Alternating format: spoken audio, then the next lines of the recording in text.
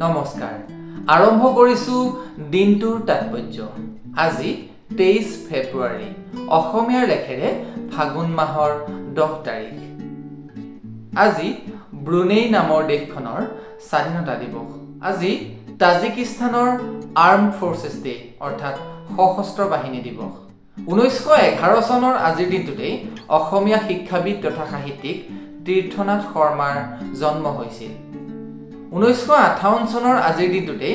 ভাৰতীয় অভিনেত্ৰী নাজনীনৰ জন্ম হৈছিল 1960 চনৰ আজিৰ দিনটোতে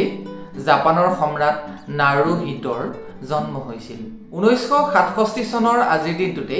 ভাৰতীয় চলচ্চিত্ৰ সমালোচক লেখক তথা সাংবাদিক অনুপমা চোপ্ৰাৰ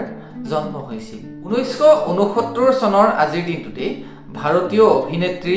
ভাগ্যশ্ৰী পটবৰ্ধনৰ জন্ম হৈছিল 1982 চনৰ আজিৰ দিনটোতে ভাৰতীয় টেলিভিছনৰ অভিনেতা তথা মডেল কৰণ সিং গ্ৰোভাৰৰ জন্ম হৈছিল 1821 চনৰ আজিৰ দিনটোতে বিখ্যাত ইংৰাজ কবি জন কিটছৰ মৃত্যু হৈছিল 1855 চনৰ আজিৰ দিনটোতে জাৰ্মান গণিতজ্ঞ